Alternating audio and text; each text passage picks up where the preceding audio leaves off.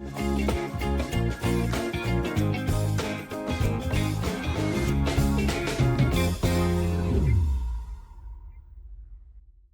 gente traz uma vereadora que é da cidade de Porto Feliz, cidade que tem em torno de 60 mil habitantes. Ela é médica, tem muita coisa para contar para a gente, que é a vereadora Ana Paula Santos, primeiro mandato dela.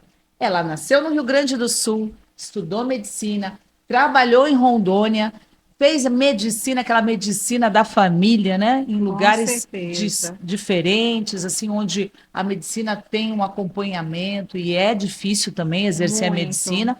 Então, o microfone é seu, minha querida. Quero saber, e as pessoas que estão acompanhando a gente, da sua história. Bom, primeiramente é com muito, muito orgulho, né, que eu estou aqui hoje para a gente poder discutir um pouquinho sobre algumas questões. E a minha história, assim, é um tanto quanto diferente, né? As pessoas têm costume, assim, de nascer numa cidade, traçar uma trajetória ali, né? Ou ir estudar fora e depois retornar. E eu sou um pouco cigana. Meu pai, ele foi desbravador, então foi pro estado de Rondônia, né? Na Mas década de você nasceu no Rio 70, Grande do Sul, nasci no Rio Grande do Sul, Porto Alegre? Porto Alegre. E aí, na época que ele foi, não era estado, ainda era território. Então, a situação da saúde era muito precária, né? E quando minha mãe já estava com uma idade avançada de gestação, ela foi no aviãozinho da FAB, naquela época, para o Rio Grande do Sul, porque a família da minha mãe é de lá. E aí, lá eu nasci. Com 15 dias de vida, eu voltei para o estado de Rondônia. E ali foi a minha infância, né? Então, é um estado que é novo, né? E, assim, tem ainda suas dificuldades, né? Longe de tudo, longe das grandes metrópoles. Então, assim, a parte da saúde, mais especificamente, é muito difícil, Que né? período você exerceu a medicina ali em Depois Rondônia? que eu me formei, eu voltei para os laços familiares no Rio Grande do Sul, passei um período lá. E quando eu estava com 45 dias de formada, meu pai, que morava em Rondônia, me liga: filha, onde você está trabalhando? Eu falei: ai, pai, estou trabalhando num posto de saúde, tal, tal, tal. Falou assim: viu, você não quer vir para passar um período aqui em Rondônia, de novo? Eu falei: sério? Ele falou: sério. Estão precisando entrar em contato para saber se eu conhecia alguém. Eu falei assim: ah, eu posso perguntar para minha Minha filha é filha. médica. E lá fui eu de novo. Então eu voltei para Rondônia para trabalhar daí como médica em 2012. E como é que foi exercer a medicina em Rondônia? Olha, muito difícil. Por quê? Em 2012, quando eu cheguei lá, eu era a única médica da cidade, né? Então, você é tudo. Você faz o trabalho de formiguinha, ensinando a população sobre saúde, você trata do diabetes, da hipertensão, você faz o acompanhamento de pré-natal das mulheres, você faz o parto das mulheres, né? Os partos normais, vaginais, é a gente que acaba fazendo, né? Porque ela não tem outro médico para Não ela tem sair. uma especialidade, né? É o clínico Não tem. geral Geral. das Sem famílias. contar que a cidade para onde eu fui trabalhar, é uma cidade bem ribeirinha, então ela faz divisa com a Bolívia, chama Pimenteiras do Oeste. Essa cidade, ela tem, na época, quando eu fui para lá, tinha 1.300 habitantes. Então, você imagina a dificuldade. Todos te conheciam. É Você lógico. cuidava de todos Na eles. verdade, todas as vezes que tinha alguma intercorrência em um horário que eu não estava trabalhando, né, isso já era acordado. Para você ir trabalhar, porque é como se você fosse, é quase que uma população ribeirinha mesmo, né? Então, a hora que você estava na cidade trabalhando, você assumia a cidade como um todo. Então, eles iam na porta da casa, batia: doutora, doutora, a gente está precisando de você. Então, aí você pegava, saía, ia até a unidade de saúde, não era um hospital, era uma unidade de saúde. E aí você dava o primeiro atendimento ali, né? Fazia o que dava para fazer. Quando precisava de acompanhamento médico, você entrava na ambulância, ia junto até a cidade mais próxima. E tudo é muito longe em Rondônia, né? Então a cidade mais próxima ficava a 120 quilômetros para você chegar num hospital. É o Né? exercício da medicina humana, como ela Exato, deve ser, né? Porque só fazer exames e você não conversar com o paciente, muitas vezes, numa conversa, você conhecendo o exato. histórico do paciente, convivendo. Por isso, cada vez mais as prefeituras investem nesses programas do médico da família, porque você tendo um acompanhamento é muito mais fácil você descobrir doenças que às vezes a pessoa só falando não vai relatar para você uma situação. Então, agora nós vamos para Porto Feliz. né? Você lá em Porto Feliz, trabalhando, feliz, e alguém lhe Feliz. convidou para ir para a política? Como foi? Olha, na verdade, assim, eu acho que em Porto Feliz, o marco meu na cidade foi na época da pandemia, né? Eu era em Porto Feliz a médica do posto de saúde, eu trabalho até hoje nesse posto, né? Já estou há 11 anos lá, como médica da saúde da família. E aí que, quando foi mais ou menos no final do ano, dezembro, janeiro do ano que iria se iniciar a pandemia, o 2000 e e 19, 2020, né? 19 para 2020. 20, quando foi em dezembro de 2019, o prefeito da época, que também é médico, né, Dr. Cássio, ele tinha uma parceria com uma cidade chinesa, né, que nós tínhamos um tratado de cidades irmãs. E ele recebeu um e-mail dessa cidade pedindo ajuda, né? Porque eles estavam passando por uma situação grave, e a cidade já estava. A cidade é muito rica, só para colocar esse parênteses, uma cidade bem rica mesmo, bem mais rica do que Porto Feliz, mas eles estavam passando por uma situação de calamidade, porque tinha um vírus que estava circulando em toda a China e que esse vírus ele era avassalador. Então, isso em dezembro, porque a pandemia foi decretada no Brasil em março, né, do ano Exatamente. seguinte, de 2020. E a hora que ele manda esse e-mail, ele mandou várias fotos de imagens de tomografias de pacientes da cidade. Com Para o que o pulmão comprometido. para que ele, exatamente, para ele demonstrar quão grave, ele sabia que o prefeito era médico, para ele demonstrar quão grave essa situação dessa doença que estava vindo e arrastando tudo. Então, por mais dinheiro que eles tivessem, eles não tinham mais pessoas para trabalhar nas fábricas que faziam as caixas de máscara, que faziam as luvas, entendeu? Apesar da China ser uma fornecedora em potencial de todos esses suplementos, eles não tinham mais como fabricar, porque eles não tinham capacidade, exato. E aí, diante dessa situação, ele ficou assim, tão impactado com as imagens e com o e-mail, com o pedido de socorro, falou assim: olha, gente, eu estou preocupado porque essa pneumonia, né, que está acontecendo lá na China, parece que não é uma brincadeira, parece que é uma coisa grave, eu estou com medo que ela chegue aqui. E eu queria convidar, não sei se tem alguém aí que tem interesse em montar um protocolo de tratamento, de atendimento, para que a gente possa ficar prevenido se isso acabar chegando aqui. E aí, é um grupo grande de médicos, e aí eu falei assim, eu tenho interesse. Aí, beleza, a hora que eu me pronunciei, mas ninguém falou nada, né? Eu Olha acabei só. sendo chamada para ir até a Secretaria de Saúde, e aí fui com uma ideia, né? Eu falei assim, olha, eu tenho uma ideia aqui de algumas coisas que eu li a respeito, que estão sendo feitas já na Itália, e aí nisso, quando ele veio conversar com a gente, na verdade não foi imediato ao e-mail, né, foi um pouco depois, mas a hora que ele veio conversar, isso já estava meio que começando a surgir na Europa. Ele falou assim, viu, você consegue me entregar um esboço disso que você está pensando?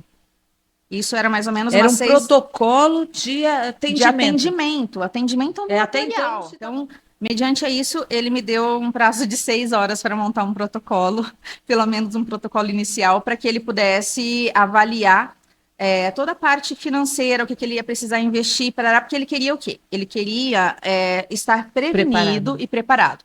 Então, a primeira coisa que ele começou a fazer estoque de máscara, de luva, as coisas que o prefeito falou que tinham esgotado, soro, medicamentos básicos, ele fez um estoque maior na cidade, porque se já estava começando a aparecer alguns casos na Europa, né? Ou seja, isso vai acabar chegando aqui. E aí eu montei um protocolo para tratamento ambulatorial de pacientes com Covid, né? Esse protocolo, quando eu montei, era um protocolo que era para ser utilizado, né, aperfeiçoado e utilizado nas unidades básicas de saúde, para aquele paciente que chegasse, para que a gente pudesse tratar precocemente e evitar que esse paciente evoluísse com formas graves, né? Para evitar ser entubado. Exatamente. Nós tratamos mais de 20 mil pessoas. Nós temos o menor índice de letalidade do Brasil. E a gente não poupou nada, nenhum recurso físico nem recurso humano e muito menos financeiro durante toda a pandemia. A cidade de Porto Feliz virou tanta referência na região que as pessoas iam de carro e elas acampavam na rua, na frente do hospital, com barracas. Estou falando da vereadora Patrícia Tissumi. É isso? É isso mesmo, deputada. Olha que nome. Eu falei, eu vou decorar, senão não consegui falar. Consegui certinho. Certinho. E ela é vereadora na cidade de Santa Fé do Sul. E a gente também está com a Melina Milani, que é a vice-presidente do PL Mulher na cidade de Santa Fé do Sul. Ao entrar em Santa Fé do Sul, deputada, eu tenho certeza que qualquer pessoa que chega já olha com brilho nos olhos. É uma cidade muito querida. As pessoas, todos nós nos conhecemos, né? No mercado, ali na farmácia. É uma cidade extremamente acolhedora, forte no turismo náutico. Então, vai equipes de pescadores de todo o Brasil participar de torneios. Lá tem os rios, né? Os grandes rios que cercam ali a nossa região. E também Santa Fé do Sul tem um destaque especial, que é o charme da cidade, que é o sonho de Natal, que está incluído no nosso calendário municipal e atrai muitos visitantes. E, assim, toda a comunidade se reúne para utilizar, né, para reciclar garrafas PETs. E essas garrafas PETs, através de uma equipe que trabalha o ano inteiro, né, produz os enfeites de Natal, que abrilhanta o nosso sonho de Natal no final do ano. Olha que lindo, eu vou querer conhecer. Melina, você nasceu lá ou não? Rosana, tem 4 anos que eu moro em Santa Fé do Sul. Eu sou mato-grossense. E eu sempre falo para as meninas que de lá eu não saio, só se realmente for necessário. Eu sou completamente apaixonada por Santa Fé do Sul. Mas agora a gente está aqui para falar da cidade e da mulher na política. Eu vou começar com a vereadora me contando sua história, vereadora. Como é que você virou vereadora de Santa Fé do Sul? Como é que foi esse despertar para a política? Na verdade, a minha história começou na política desde cedo, né? Bem na minha primeira infância, meu pai já foi vereador numa cidade ali da região, na cidade na qual eu nasci. E ele foi vereador. Após isso, a minha mãe também foi vereadora. Passados alguns anos, me casei e me mudei para Santa Fé do Sul. E ali eu encontrei um lugar para criar minha família. Tenho 2 filhos, né? A família do meu esposo tem comércio na cidade há muitos anos. E ali me encantou a cidade. E hoje eu posso dizer que eu tenho um lar em Santa Fé do Sul, né? Constituímos uma família muito bonita em Santa Fé.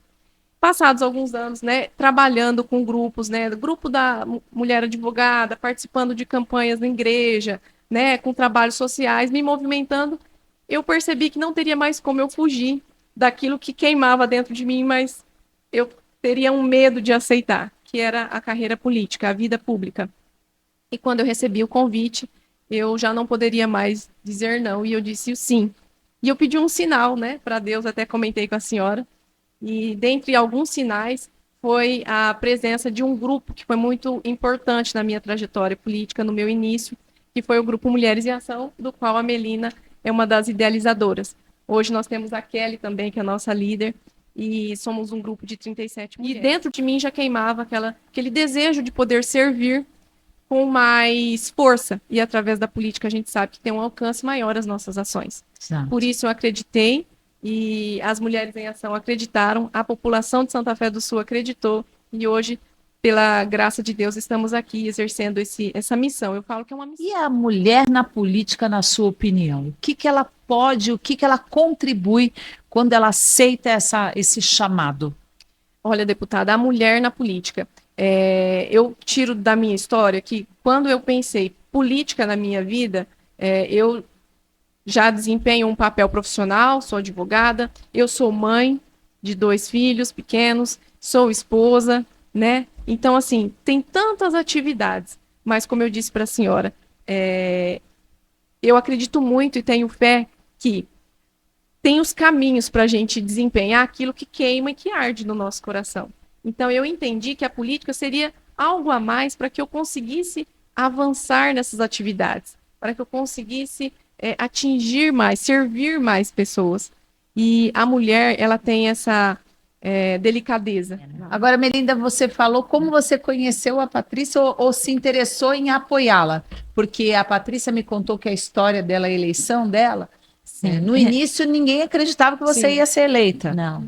E aí esse grupo de mulheres resolveu, nós vamos apoiar a Patrícia. Como é que Exato. foi isso, Melina? Sim, aqui que você está vendo. A Patrícia é uma grande surpresa para nós. Eu a conheci em março do ano passado. A gente estava fazendo um evento com a Prefeitura de Santa Fé do Sul para comemorar o Dia das Mulheres. E a Patrícia apareceu. Ela já tinha, né, essa vontade no coração dela que já ardia, só que ela precisava desse sinal, né? Isso que é o que ela conta. E aí, quando eu conheci ela, eu gostei muito do perfil dela, da família dela, e aí chegou até mim que ela tinha esse interesse em entrar para a política.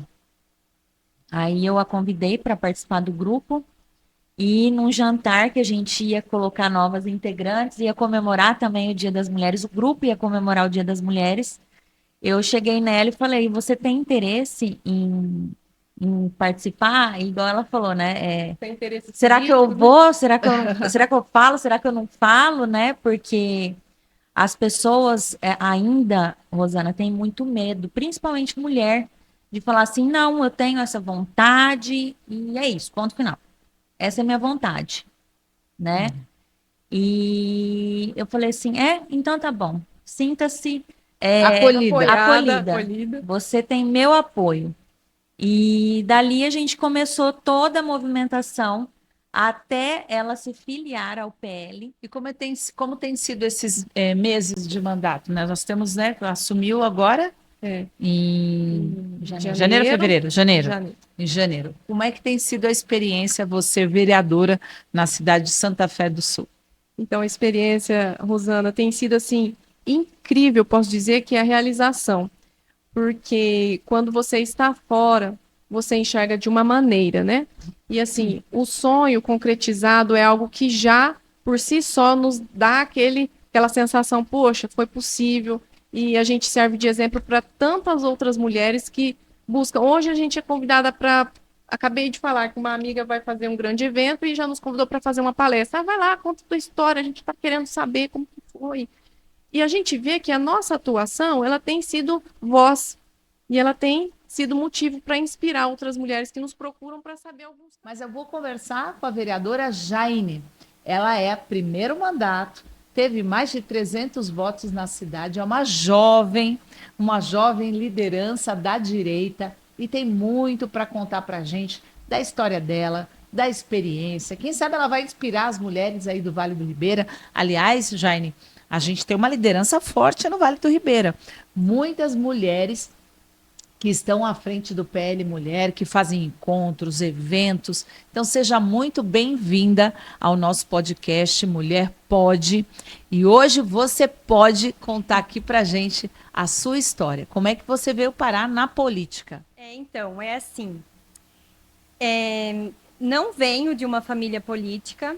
Em 2020, eu acompanhei uma campanha política, peço licença à família do Beto Condo. Durante a campanha dele, eu acompanhei. Infelizmente, ele não pôde terminar, porque ele veio a óbito. E a partir daquele momento que eu acompanhei a campanha dele... Você ajudou na campanha? Sim, algo mudou em mim. Eu via a vontade que ele tinha de fazer a diferença na vida do Ele cidadão. se candidatou a prefeito, vereador? Vereador. A vereadora de vereador Guapiara. De Guapiara. Aí, a partir daquele momento, algo mudou em mim. Quantos anos você tinha naquela época? Eu tinha... Opa, deu um branco. Você tem 27, né? 27. Tá. Então, eu acompanhei tudo certinho, desde o começo, quando ele decidiu ser também, ele era empresário. E a partir daquele momento, algo gosto mudou. de política. Algo mudou. Desde criança, eu sempre gostei, sempre acompanhei, mas algo mudou. Em 2024, surgiu a oportunidade para mim ser candidata e eu fui de cabeça mesmo. E por que te convidaram para ser candidata em 2024? Porque você já tinha alguma liderança, algum movimento de estudantes? Como que as pessoas chegaram até você? Então, a partir do... Guapiara é uma cidade que as mulheres não têm muito interesse na política. Somos minoria, infelizmente, por enquanto, Mas foi através de amizades, né? E também a minha inspiração através da campanha do Beto, né? Então Em você já se 2020. tornou uma referência Sim, ali. sim, sim. Olha, essa mulher aqui é atuante, é uma Sim. jovem, promissora. Como é que foi a recepção disso? Falar, ai, você, vereadora? Não. A família do meu marido super apoiou, a Ah. minha mãe também, né? Apesar que eu não sou de Guapiara, eu não nasci lá, eu nasci na cidade vizinha, Ribeirão Grande. Mas foi super de boa. Família, a campanha inteira acompanhou, Estavam juntos com sim, você. desde o começo. Desde o começo. E foi uma campanha difícil ou não? Difícil. Por quê? Muito Porque as difícil. pessoas olhavam e falavam, ah, ela é muito nova. É muito nova, é mulher, né? Ainda tem, né, esse Tem preconceito, ainda né? aquele, né, primeiro Será que ela vai olhar. saber fazer É. política? É um Aí ambiente sempre pesado. chegava, né, um comentário, não vai ter 20 votos, não vai ter É. 50 votos. Falavam isso? Sim, E você não esmoreceu. jamais. Então, Teve alguma ação que você já fez nesses primeiros meses e que te deu orgulho de falar, puxa, olha só o que eu consegui como vereadora, como é importante o meu trabalho como vereadora? assim, ultimamente eu tô mais cobrando para que seja E a executado. cobrança é importante. Sim. Aí todo momento que mandam mensagem ou vão até o meu escritório, de imediato eu já presto todo o atendimento, né? E já falo, ó, vou fazer o que está ao meu alcance. Mas tem, assim, eu procuro sempre estar próximo aos moradores. Lá é como somos bastante bairro, né? Então eu procuro mais estar mais próximo da população. Ouvindo a população. Ouvindo. É, porque para ser bom político não é necessário ficar falando só. Exatamente. Você tem que saber ouvir. Mas tem uma ponte na história da sua vida também? Porque eu tenho uma história que está ligada à Ponte dos Barreiros, ao presidente Bolsonaro, que é a Ponte dos Barreiros lá em São Vicente, que é uma ponte que estava interditada. E eu era de um partido de oposição ao presidente, e mesmo assim ele me atendeu, entendeu as necessidades da população e me conquistou dessa forma, porque eu fiquei impressionada de saber, né, de receber um telefonema dele e dele entender que acima de qualquer disputa partidária estava a necessidade da população. A partir dali ele me conquistou.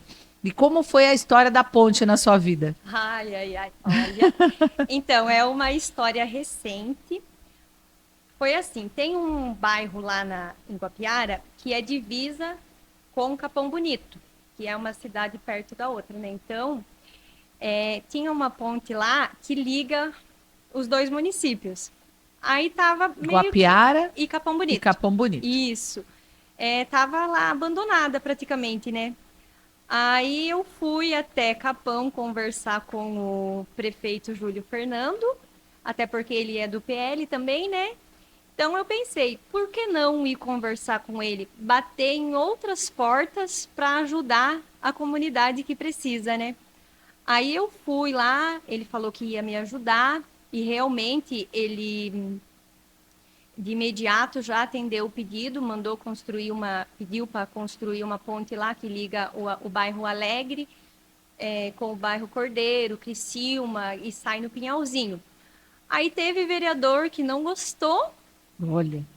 foi depois do Não gostou recesso. porque a conquista foi sua? Exatamente. E o trabalho foi seu? Exatamente. Pois é. Aí ele, tipo, não gostou, né? Tipo assim, foi que tipo uma traição eu ter ido falar com o prefeito de outra cidade. Mas a partir do momento que a gente vê uma oportunidade para você ajudar o seu povo, eu acredito que não tem o porquê. Não tem muro separando as cidades. Exatamente. Se ali vai vir uma ajuda dali, por que não?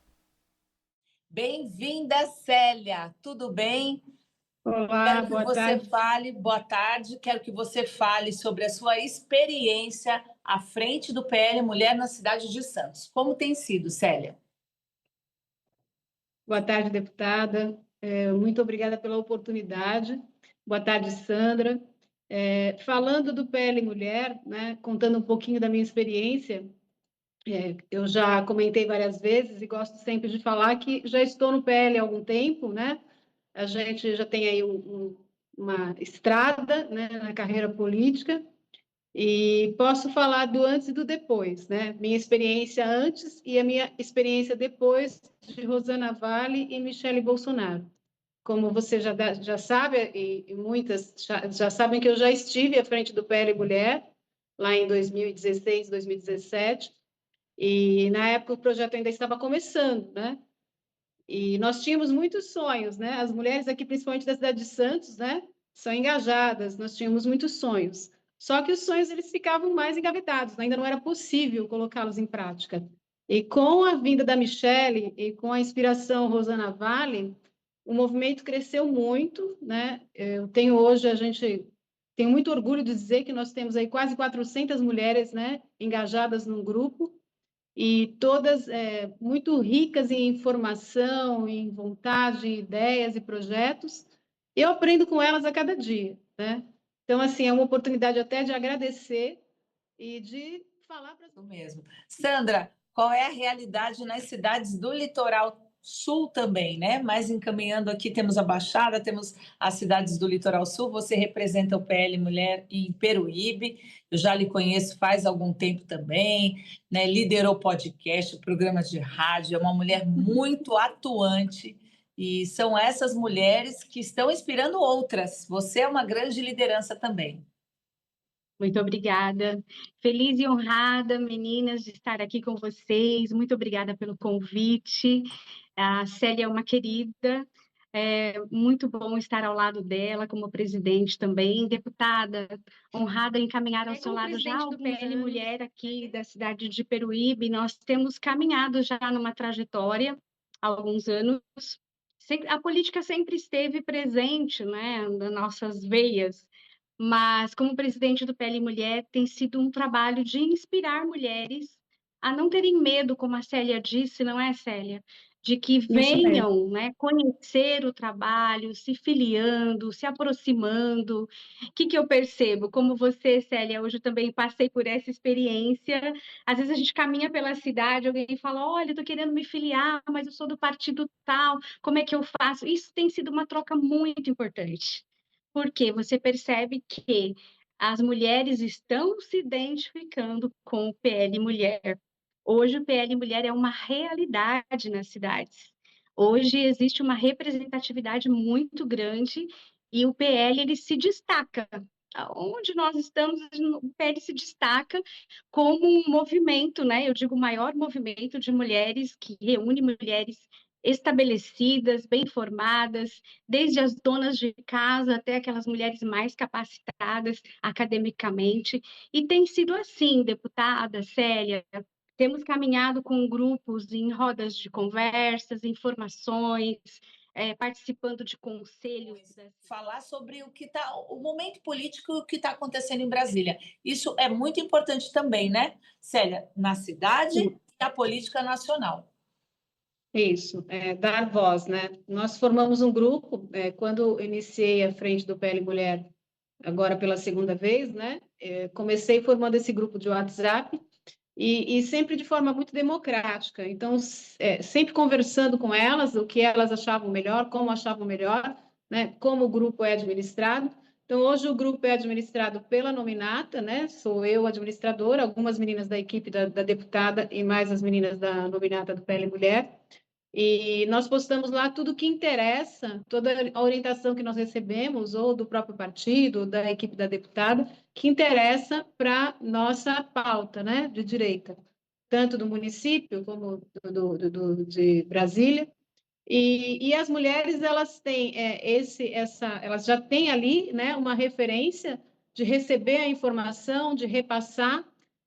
Quando elas têm alguma coisa para comentar, o grupo, por decisão da maioria, é um grupo fechado, né? Até para que não saia muito do roteiro que a gente tem, que é realmente informação sobre a política, né?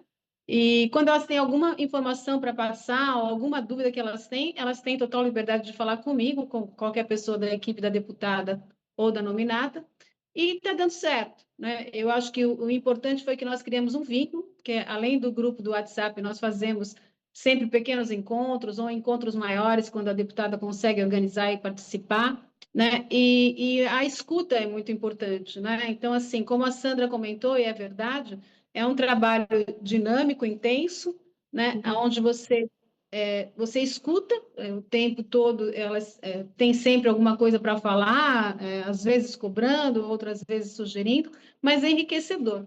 E deu certo, porque eu brinco que hoje nós temos aí um clube feminino bem engajado, umas ajudam as outras, né? Olha, essa aqui está doente, ela está precisando disso, daquilo, está precisando conversar, está precisando de oração. Então, o grupo cresceu nesse sentido, de uma amizade, né? E o que eu acho que precisa, né? A gente sempre precisa colocar alguma coisa a mais. Eu sinto nelas uma necessidade, e isso é muito bacana. Deixo aqui até o pedido para a deputada, que eu já fiz algumas vezes, né? A necessidade de estar mais próximas. Então, assim, se no futuro houver a possibilidade de ter um espaço para que a gente possa